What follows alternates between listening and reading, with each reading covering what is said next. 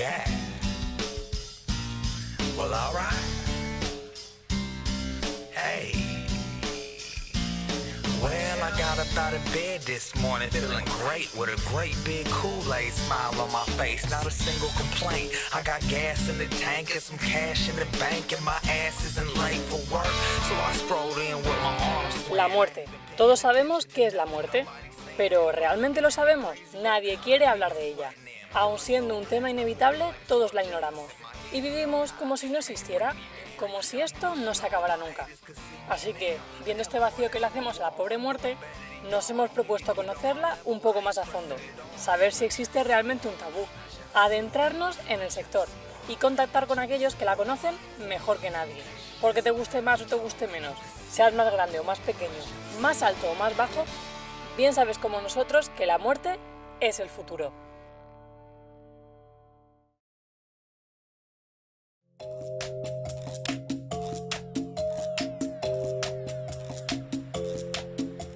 Al hablar de la muerte es inevitable pensar en los cementerios.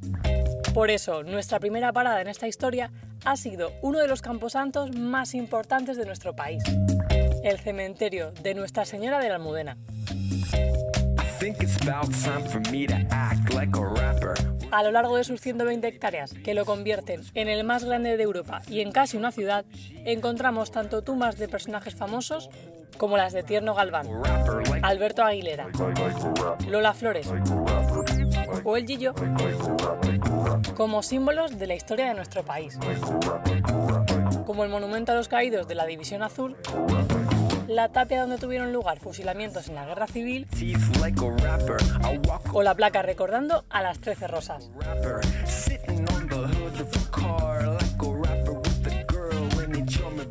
Además, en el cementerio civil, al lado del propio cementerio de la Almudena, podemos encontrar tumbas de otros muchos personajes importantes de nuestra historia, como Pablo Iglesias, Di Margal, Nicolás Salmerón o La Pasionaria, así como muchos ciudadanos anónimos que, bien por ideología, bien por voluntad, no querían ser enterrados en suelo católico.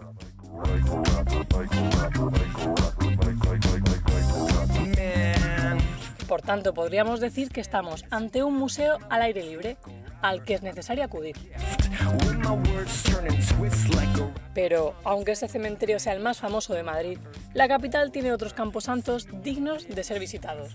Uno de ellos, tan desconocido como bonito, es el cementerio sacramental de San Isidro, el cual organiza rutas para que cualquiera de nosotros podamos conocer todos los tesoros que guarda. Allí pasamos un día tan señalado como San Valentín, realizando una de sus visitas, guiadas por la historiadora del arte Ana Guzmán. La experiencia, mejor que la veáis. La única razón de que no conozcamos esto es que es un cementerio, porque en España tenemos un tabú tan enorme a la muerte, estamos tan totalmente desvinculados de la muerte dentro de nuestra propia vida que no podemos concebir pasear por un cementerio, y sin embargo nos vamos a París y paseamos por un cementerio porque hay mucha gente famosa, nos vamos a Viena, nos vamos a Praga y pagamos por entrar en un cementerio. En España, por desgracia, lo nuestro no vale. Desde el punto de vista cultural sobre todo, o sea, yo te estoy hablando como historiadora del arte, lo ves, que es que a dos pintores, por ejemplo, que son exactamente iguales, uno español y otro extranjero, en España siempre se va a dar más bomba a lo extranjero, siempre, por lo que sea, es algo que deberíamos cambiar, pero bueno, que está ahí. Nosotros vamos al Père Lachaise a París y alucinamos, pero no nos damos cuenta de que esto se hizo imagen y semejanza del Père Lachaise de París, que es que tenemos un Père Lachaise en Madrid, que es que me lo han dicho los franceses, es que ha venido gente de Francia y dices que no tenéis nada que envidiarle al Père Lachaise, nada.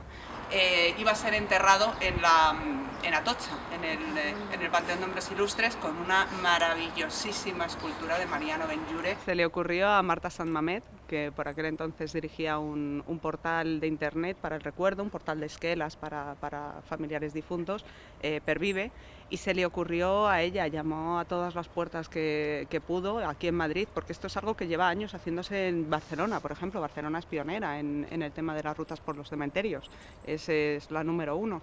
Pero aquí en Madrid no se ha hecho nunca. Yo llevaba ya mucho tiempo viendo las visitas de Barcelona, de otras ciudades, me llamaba mucho la atención que Madrid no tuviera absolutamente nada, siendo que tiene también mucho patrimonio. Entonces estuve viendo un poco los cementerios que había y desde luego la Sacramental de San Isidro es poco el puntal. Marta Samavet se dio cuenta que había muchísimos blogs de muchísima gente particular que se dedicaba exclusivamente al arte en los cementerios y a la historia en los cementerios. Tenemos a Jacinto Benavente, tenemos al doctor Velasco, es que tenemos tantos, tenemos a Alonso Martínez. Y después de charlar con Ana y de hacer la ruta, no tuvimos ninguna duda en nuestro veredicto. Después de haber hecho esta primera ruta, puedo asegurar y afirmo que no va a ser la última, seguro.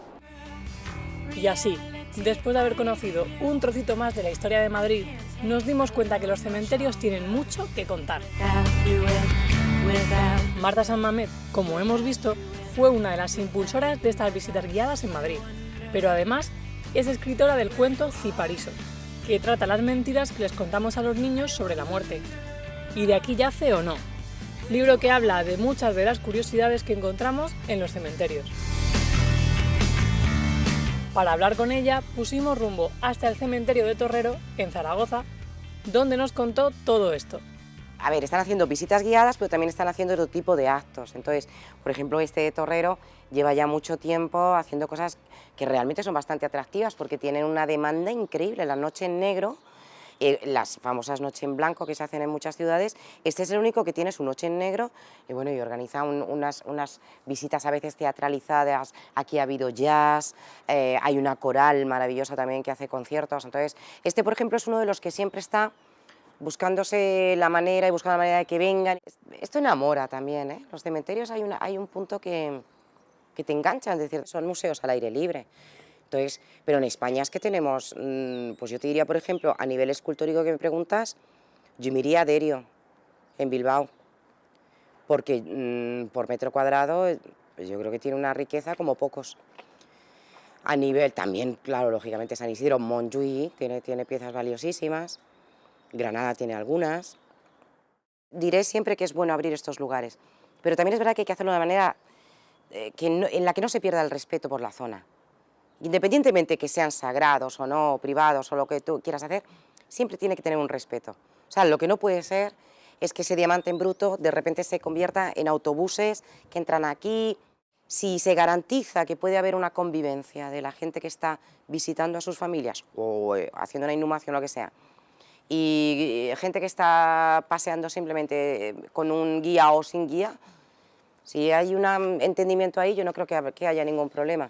Pero es verdad que sí que se tienen que incluir estos sitios dentro de la ruta normal que tenga cada ciudad, ¿no? Incluirlo como un punto de interés. Entonces, el que quiera que lo visite y el que no quiera que no lo visite.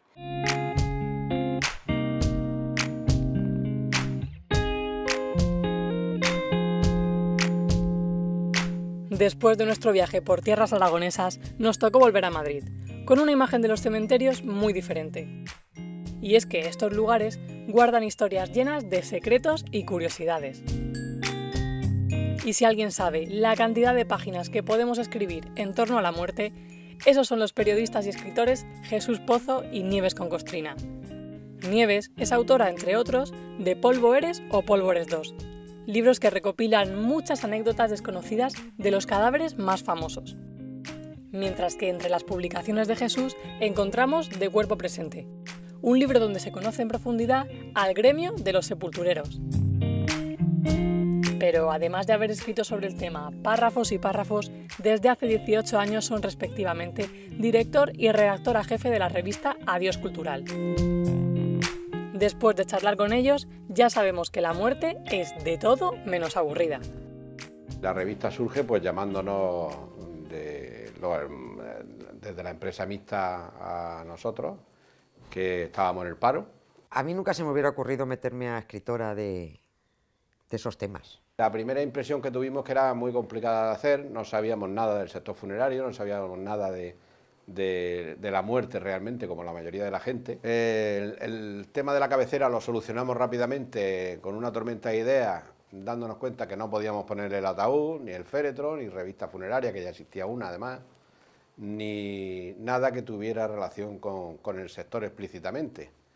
Y en esa tormenta de ideas, pues pensamos que si la revista del corazón y de la vida se llamaba Hola, la nuestra tenía que llamarse Adiós, era evidente.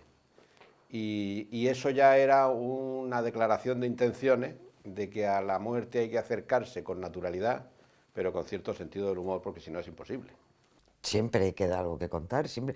En el periodismo se va alimentando día a día, cada día pasan cosas, en todos los ámbitos. Todo, entonces hay muchas cosas que contar de todos los temas posibles. Cada día que pasa produce nuevas noticias, en el sector funerario también. Nos dimos cuenta, nada más empezar a hacer el segundo número, que la revista tenía que tener un componente cultural importante, para poder acceder a reflexionar sobre la muerte desde el punto de vista cultural, y ahí descubrimos que la historia, la psicología, la antropología, la literatura y la cultura en general era fundamental para poder ponerse a hablar en serio de la muerte sin dañarte. Es que la muerte tiene muchísimas aristas, la muerte tiene historia, la muerte tiene cultura, la muerte tiene arte, la muerte tiene muchísimas cuestiones sociales, la muerte es duelo, la muerte es psicología, la muerte es psiquiatría, la muerte es todo. Si es que la muerte forma parte de la vida, entonces... La revista hace un año monta el concurso de cementerios como un paso adelante para generar el interés por que los cementerios se conviertan en lugares de turismo, en lugares de cultura, en lugares de reconocimiento de patrimonio histórico.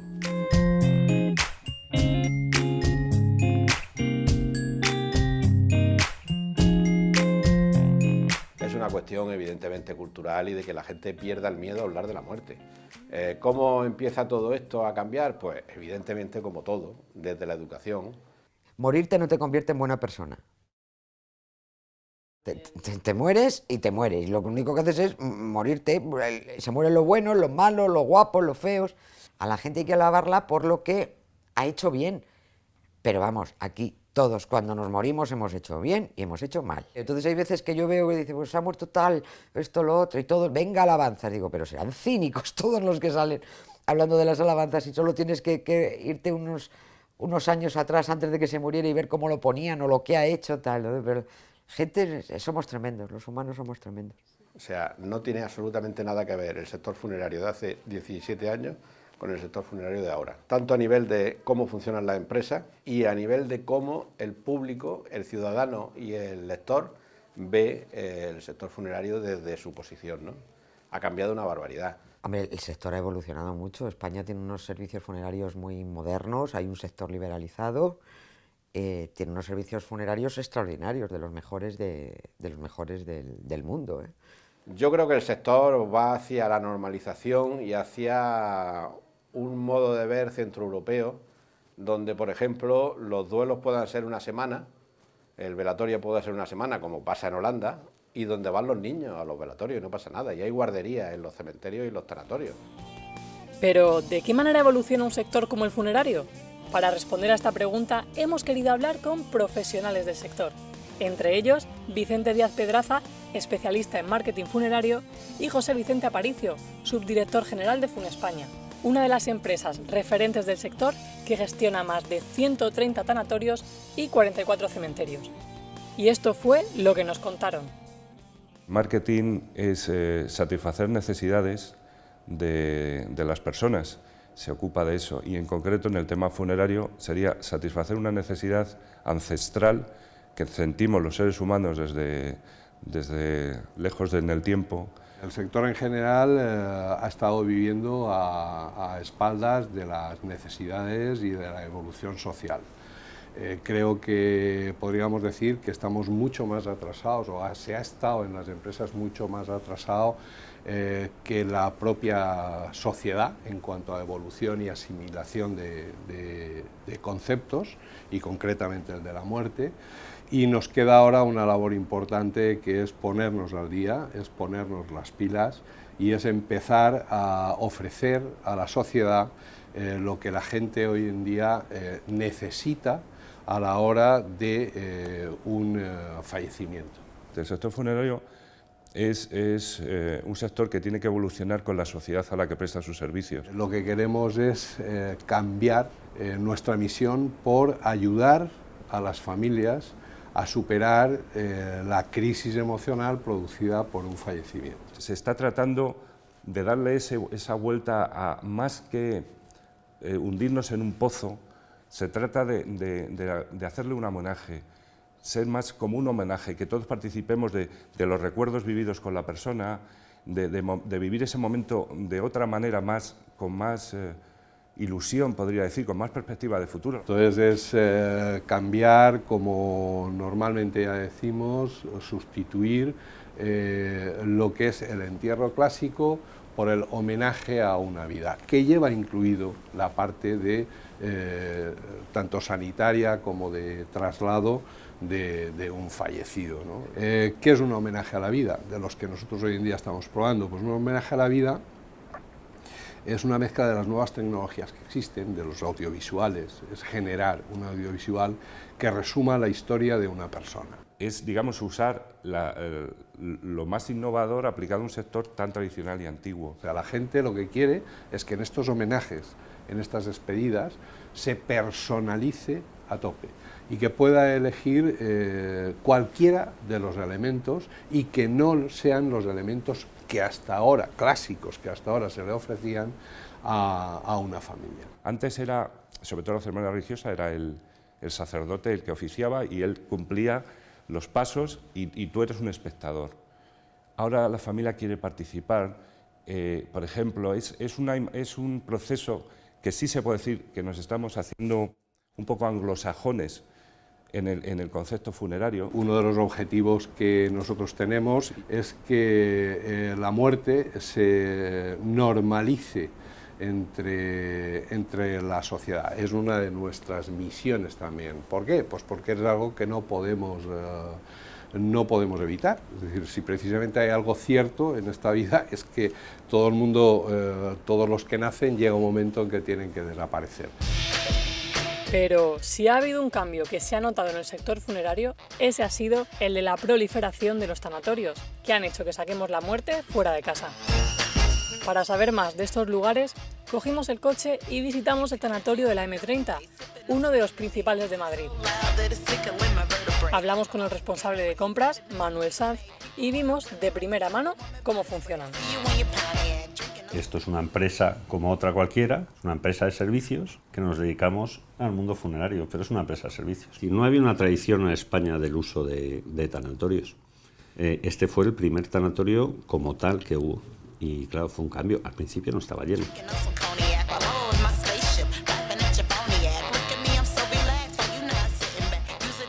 Nosotros somos unos 550. A ver, insisto, 24 horas al día. 365 días al año que la gente tiene que librar.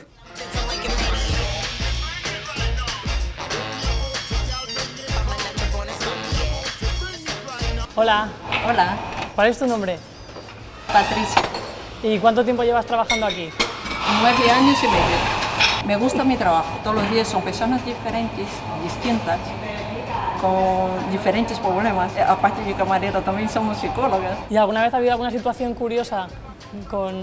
Sí, ya venía una novia a desayunar, porque como estamos 24 horas, vino de su fiesta a desayunar en vestido de novia. Entonces, he sido muy curioso porque me sorprendió con dentro. En cuenta que nosotros ahora actualmente hacemos unos 35 servicios diarios, pero cuando hacía el 100% era monopolio, hacíamos una media de 72 servicios al día. Nosotros buscamos elevar nuestra cuota de mercado. Entonces, tenemos crisis como todo el mundo. Un servicio cuesta X euros, pero hay gente que pone más flores y en época de crisis la gente no se gasta dinero.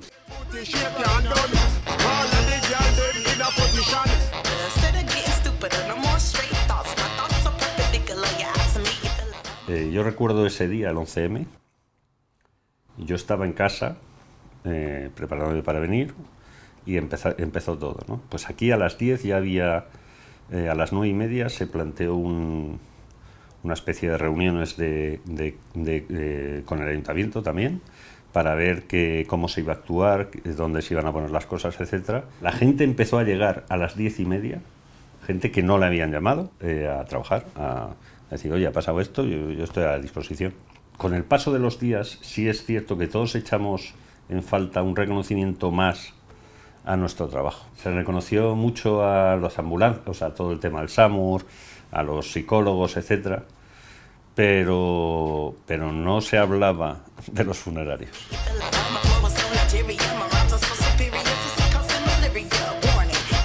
A mí esto me impresiona un poco, la verdad.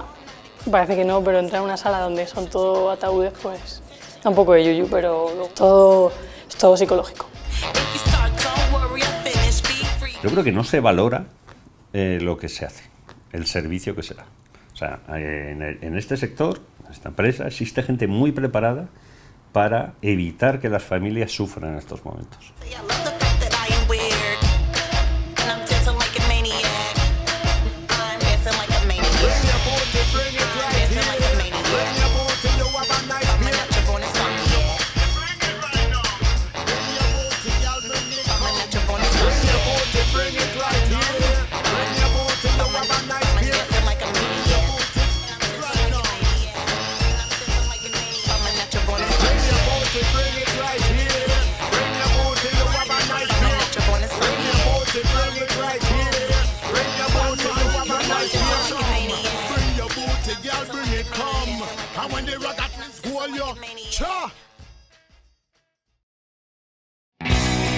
Y de un lugar casi histórico pasamos a otro de lo más moderno. Como hemos visto, todo el mundo habla de la evolución del sector, y esa evolución también incluye a los cementerios. Si en el principio del documental veíamos cómo son algunos de los cementerios con más historia de Madrid, ahora conocemos otro de los más modernos de la comunidad, y referencia de hacia dónde se dirige el sector. Espacios amplios, infinidad de zonas verdes y luminosidad a raudales. Así es el Cementerio Jardín de Alcalá de Henares. Hola, buenos días. Soy Eva Barrajón, la responsable de Cementerio Jardín. Estamos en este cementerio, un cementerio que es totalmente diferente al cementerio que estamos acostumbrados a ver, los cementerios tradicionales. Pues en torno a este lago organizamos el día 1 de noviembre, el Día de Todos los Santos, un homenaje a todos los fallecidos. Aquí ese día, efectivamente, pues aquí había gente de todas las edades, desde bebés, niños de 2, 3, 4 años, 6, 10 participando, porque además hicimos una suelta de palomas que quedó espectacular y bueno, pues hubo mucha participación y más que pena hubo alegría. ¿Y cómo reacciona la gente cuando viene a un cementerio así? Pues les parece increíble. Hay gente que viene a hacerse fotos, pero además fotos de boda. O sea, vienen a lo mejor por aquí pues al tanatorio pues porque algún amigo o un familiar ha fallecido y cuando ven el entorno pues bueno, han venido a hacerse fotos. Te digo, hasta algún novio. Pues mira, esta es la sala de tanatopraxia y tanatoestética. Además de ser la sala de tanatopraxia y de tanatoestética, también es la sala de autopsias, porque el Cementerio Jardín de Alcalá de Henares también es depósito judicial. Aquí se practican las autopsias a requerimiento de los juzgados de Alcalá de Henares. Como ves, es una sala está totalmente esterilizada, todo el material que se utiliza está esterilizado. El material de tanatoestética es un poco el material convencional. Material convencional, como pueden ser pues, peines, cepillos, maquillaje convencional, pinceles, tenemos de diferentes tipos. Como puedes ver, pues bueno, es un poquito lo que se utiliza normalmente en estética, digamos. Luego tanatopraxia es un poquito más complicado el material que se utiliza porque bueno, hay que hacer otro tipo de técnicas de reconstrucción de cadáveres que también las hemos llegado a hacer. Lo que se consigue como bien dices, con este proceso de acondicionamiento de cadáveres, sobre todo la tanatoestética o tanatopraxia, es que el cadáver quede de la forma más natural posible. Pues estos son mesas de tallado donde se tallan y se pesan los órganos. Los cadáveres llegan aquí al tanatorio. Nosotros, una vez que llega el cadáver, comprobamos que esté la documentación. En este caso, para recibir el cadáver, lo único que de momento, para recibirlo y poder trabajar con él, se exige que nos manden el certificado médico de defunción, sobre todo para ver las causas de fallecimiento. Una vez que está el certificado, comprobamos la identidad del fallecido. Normalmente los fallecidos, si vienen de hospital, traen una pulsera identificativa. Esa pulsera identificativa no se le quita en ningún momento, se le queda puesta. Y a continuación le pasamos a la sala de tanatopraxia o tanatoestética.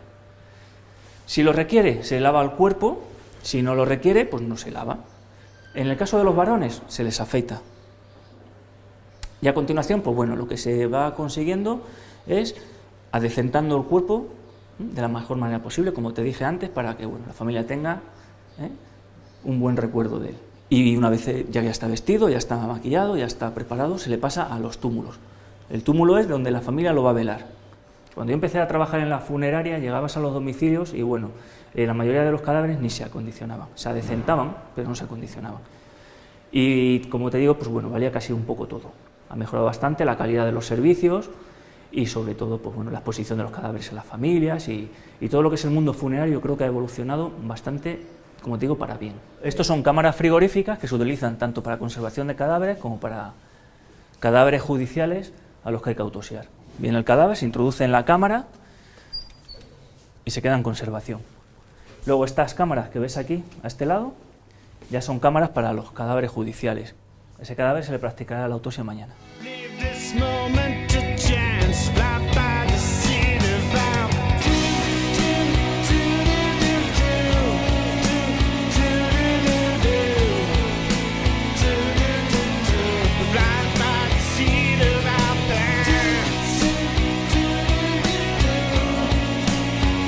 La incineración ha supuesto toda una revolución en el sector funerario.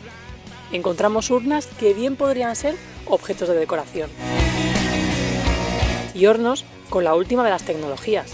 En el cementerio de Carabanchel encontramos uno de esos hornos, fabricados por la compañía Atroesa. Fuimos hasta allí para conocer mejor este proceso, que cada vez es más elegido. Este es el proceso de cremación, os presento el horno crematorio. Este horno realiza cerca de 1.500 cremaciones de cadáveres al año, ¿vale? Consta de 3 cámaras de cremación, una donde se realiza el propio proceso de descomposición del cuerpo en cenizas y las otras 2 cámaras de poscombustión donde se depuran todos los gases. El proceso está controlado por este panel PC que recoge las variables más significativas del proceso. Y todo está controlado por procesos informáticos que garantizan en todo momento el cumplimiento medioambiental de la legislación vigente. El proceso de la cremación dura 2 horas aproximadamente, desde que se introduce el féretro hasta que se extraen las cenizas. Las cenizas que se extraen son exclusivamente las de los huesos calcinados. Esto es porque hay una corriente de aire que volatiza todos los restos de madera que puedan contener el féretro y el sudario. Después de la cremación, hay un proceso que llamamos cremulación. Los huesos calcinados tienen un tamaño de 5 o 3 centímetros más o menos, se mete en una máquina que se llama cremulador, que lo que hace es refinar los huesos para que se conviertan en polvo fino que pueda ser esparcido según requieran los familiares. Todos los féretros que se utilizan en los crematorios son específicos para la cremación, quiere decir que no tengan sustancias organologenadas, sin cloro, sin metales pesados, que no tengan ningún contenido de PVC. Esto está suponiendo una revolución en la costumbre y tradición de los féretros. Los féretros ahora son con barnizas al agua, en mate, y que no tengan ninguna sustancia cuya combustión pueda generar un proceso de contaminación. O hace esparcimiento o enterramiento en otras unidades de enterramiento, o se las llevan a casa para enterrarlas en otro sitio o esparcirlas en otro sitio. Tenemos gente de todo tipo, ¿no? El que pretende que sus cenizas se las demos, se las lleva con todo su amor de este mundo, y el que no quiere saber nada. Y este aumento de la incineración ha hecho que los fabricantes de féretros adapten sus productos a satisfacer esta demanda. Así que volvimos a coger el coche, esta vez rumbo a Puente Genil, en Córdoba, para conocer de la mano de FEDELSUR cómo es el proceso de fabricación de un ataúd. Bueno, pues aquí es donde se inicia el proceso de fabricación. Aquí tenemos 4 prensas de alta frecuencia donde se realizan lo que son los curvados de los féretros. Dependiendo del producto que nos requieran, pues se va fabricando de un tipo o de otro. La chapa que utilizamos es una chapa de madera en 2 milímetros. Para poderlo curvar se van pegando chapa sobre chapa hasta realizar un grueso. Todo el tipo de curvado que hemos visto en la zona de prensa pasa aquí a la zona de montaje y es donde los operarios montan lo que es la caja. Esta es la zona de terminación de lijado y de pintura. Aquí en esta zona se le aplica el tinte y una vez que se le ha aplicado el tinte pasamos aquí a la zona de terminación. Una vez que se han pintado las cajas se deja reposar un poquito para que evapore los disolventes. Y ya se le pone todo lo que es el tapizado, las fundas, las almohadas. Aquí es ya donde se termina definitivamente el final del proceso, exactamente. Se le colocan sus cristales, se limpia, se embalan y a los camiones. Lo que es el modelaje de los féretros, pues prácticamente han seguido siendo los mismos durante, ya llevamos muchísimos años. Sí es verdad que lo que comentaba, que se ha declinado ahora mucho para el tema de la ecología. Está trabajando mucho la caja de madera, con pinturas al agua, tapizados de algodón, para que a la hora de incinerar pues las emisiones al aire pues no sean elevadas, ¿no? Se han ido buscando formas o el querer innovar en las formas, en los diseños de los féretros.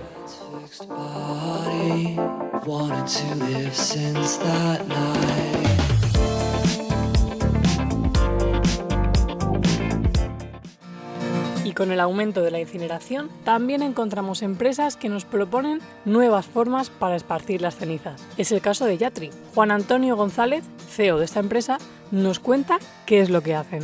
Yatri es una empresa que surge en el primer trimestre de 2013 y que tiene como finalidad organizar y coordinar actos homenaje para esparcimiento de cenizas.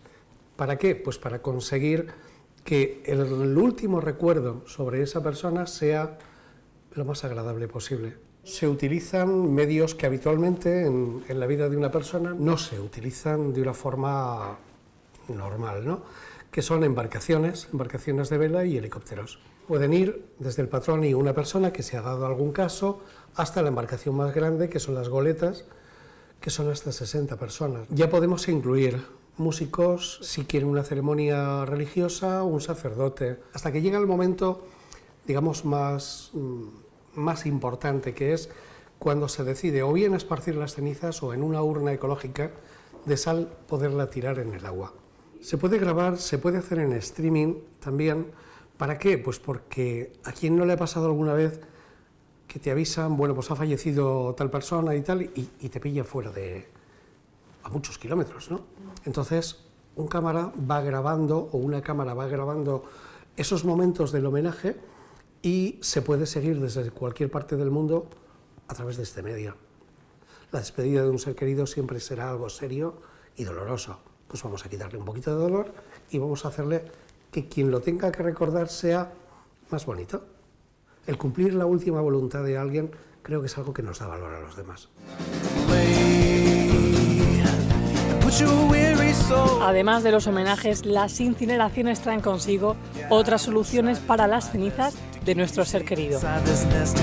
Andrea Bragaño es diseñadora de lares, unas joyas hechas a mano en donde podemos llevar con nosotros un poquito de las cenizas de nuestro familiar o amigo. Y hemos querido hablar con ella para saber más del proceso de fabricación de estos pequeños tesoros. Soy joyera artesana y diseñadora. Principalmente soy artesana un poco de todo lo que cae en mis manos porque me agradaría crear más bien cualquier tipo de objeto. Pero bueno, estudio joyería y de momento es el medio en el que me explico, o con el que me explico. Pues las piezas que hago para FUN España son unas joyas de plata muy pequeñas, que todas ellas contienen un depósito para contener las cenizas. Una es una hoja que contiene el depósito y otra es una mariposa. Ambas piezas son como muy limpias, como que transmiten alegría, frescura. Y la fabricación es absolutamente artesanal, de principio a fin. Desde el principio lo que hago es una plantilla de la pieza. O sea, en este caso, pues por ejemplo, las dos piezas que hago para ellos, uno es una forma de mariposa con dos alas. Se compone de dos mariposas, una soldada encima de otra. Y en la parte posterior va soldado un tubo de plata, que en joyería se llama charnela. Y luego ese tubo va soldado a la mariposa, a su vez lleva también una anilla para poderla colgar, porque su función es ser un colgante. Y luego cada tubo de plata al que me refería se le hace a mano la tuerca y luego se hace a mano un tornillo para cerrar ese tubo. Y bueno, en este caso la orientación que se le da a este tipo de pieza, que es precisamente un poco eso, más bien como llevar a alguien contigo a quien quisiste, como protección, como guía, me parece muy bonito. Pero por mucho que avance el sector, hay algo que nunca cambiará, y es el dolor que nos supone perder a un ser querido. A veces, gestionar este dolor es muy complicado, y más teniendo en cuenta que es un tema totalmente tabú. Para ayudar a las personas a superar este duro trance, existen centros de atención al duelo, como es el caso de Alaya. Conocemos un poco más sobre la labor que realizan. Alaya es una asociación de ayuda y de acompañamiento a personas que han perdido un ser querido y a personas que sufren una enfermedad grave o en fase terminal, y también a sus familiares. En el año 1996 murió mi hija mayor, que tenía 18 años, y estuve asistiendo a las reuniones de un grupo de duelo en Barcelona. A los 2 años y medio, cuando yo me encontré poco preparada y después de haber hecho formación en duelo, en intervención en duelo, pues fundé la asociación Alaya con esa idea de acompañar, de atender a las personas que habían perdido un ser querido.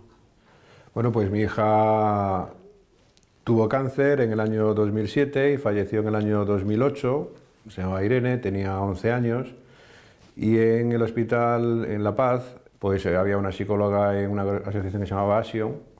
Le estuvo comentando la existencia de Alaya, y entonces cuando falleció, pues al mes y pico, vinimos aquí, tuvimos una entrevista con Dulce, y a partir de ahí pues nos integramos en un grupo de otros padres que también habían perdido a sus hijos o hijas, y pues aquí llevamos 6 años, porque al principio, cuando fallece tu familiar, tienes un montón de gente que te apoya, que está pendiente y tal, pero poco a poco eso se va diluyendo en el tiempo, y llega un momento en donde la gente ya entiende que si han pasado 2 años o 3, que tú ya te has tenido que olvidar de tu hijo o de tu hija, y nadie se olvida de nadie. Tu cabeza, o la mía por lo menos no estaba preparada para que mi hija se fuera. Mi hija tenía cáncer, era un cáncer complicado, pero ya hasta que faltaba un mes, yo sí me pensé que lo iba a superar.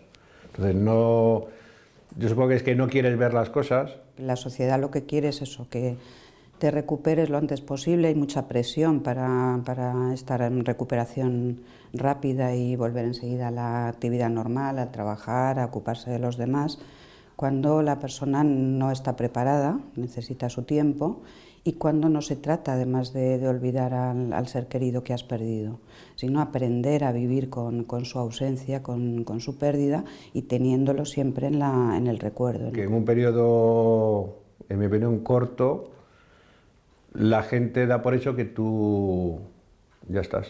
O sea, yo tengo un amigo que un día, oye, quedamos a tomar algo y tal, digo, no, tengo hoy grupo y tal, y habían pasado 5 años. Ah, pero todavía vas al grupo. Y digo, que sigo sin hija. Y efectivamente, yo sé que tengo que pasar página, que tengo que seguir viviendo, que tengo 2 hijos más, que seguir haciendo cosas, pero de repente yo siempre pongo ejemplo, si a ti te amputan un brazo, el brazo no te va a crecer nunca más, pero tendrás que aprender a vivir y a manejarte en la vida sin un brazo. Y no vale que la gente diga, no, si estás bien, o no, estoy bien, no, me falta un brazo. Entonces a ti te falta un hijo y te va a faltar de por vida. La gente piensa que te va a hacer daño, que si tú estás un día medianamente bien y te hablan de tu familiar, pues que te vas a venir abajo, que vas a llorar. No hablar de ello no quiere decir que no pase nada, sí que pasa. Y lo que te duele es que no te hablen de que la gente, unas veces porque se han olvidado, y otras veces por respeto, por no saber cómo hacerlo, no te hablan de tu familiar, entonces alguien muere cuando dejas de pensar en él. Yo con mi hija hablo todas las noches. Somos como el espejo en el que la gente se mira y se da cuenta de que esto pasa y que puede pasar, y esto genera mucho miedo. No queremos ver que esto nos puede ocurrir a nosotros. No saben que si la gente, yo se lo digo a mis compañeros en Alaya, que no podemos culparlos por no hacer algo que no saben hacer. Muchas veces te sientes como una víctima, la gente es como que le das pena, yo no quiero dar pena a nadie, ni quiero que nadie llore por mi hija. Ya lloraré yo si tengo que llorar. Supongo que un alcohólico es alcohólico toda su vida, y una persona en duelo es una persona en duelo toda su vida. No quiere decir que no vive, yo vivo y intento ser feliz, y tengo 2 hijos más, y sigo trabajando, y sigo haciendo cosas, y colaborando con gente, pero estoy en duelo. Y no me avergüenza decir que estoy en duelo, y porque mi hija cada noche cuando me acuesto no está, y cada mañana que me levanto tampoco está. Entonces hay muchas sensaciones en el proceso del duelo que son complicadas para una persona que no que no tiene ni idea de lo que es el duelo ni qué pasa, y entonces si tienes referentes te sitúas. Se trata fundamentalmente de tener un espacio en el que poder expresar lo que uno siente sin sentirse juzgado. Los niños son quizá quienes más sufren el tabú que gira en torno a la muerte. Los adultos no sabemos cómo afrontar una pérdida y esa sensación es transmitida a los niños. Hemos hablado con profesionales para que nos cuenten qué es lo mejor que se puede hacer en estos casos. Hay que partir de la idea que el tema de la muerte es un tema tabú y muchas de las veces los padres y las madres no saben cómo tratar ese tema con los niños. No se trata con naturalidad por parte de los adultos y entonces lo que vamos a transmitir al niño o a la niña es una cierta inseguridad porque no se habla del tema. Por eso es importante que dentro del ámbito educativo podamos dotar a los niños y a las niñas de herramientas para poder gestionar esas emociones. Y si se puede hacer de una manera colectiva, donde sus compañeros puedan identificarse, puedan sentir empatía o incluso puedan compartir algunos de los sentimientos y pensamientos que el niño o la niña o el adolescente está experimentando, se van a ver apoyados por ese grupo de iguales y es muy importante en estas edades. Pues en el ámbito privado, fomentar que se expresen, qué sienten, qué piensan. En el momento en el que fallece algún ser querido del entorno del niño, el problema que existe es que los padres o las madres no saben cómo tratar el tema, no saben cómo gestionar las emociones del niño, incluso a veces no saben cómo gestionar sus propias emociones. Y lo primero que se nos ocurre es apartarlo para que el niño no sufra. Lo que va a generar en el niño es cierta ansiedad. Esa ansiedad y esos pensamientos negativos, si no se atienden o no se gestionan de una manera adecuada dentro del ámbito familiar, se va a ver reflejado en el rendimiento escolar. Lo más seguro es que bajen las notas, en los adolescentes se suelen aislar de su grupo de iguales. Lo ideal sería que haya un equilibrio entre el ámbito familiar y el ámbito escolar.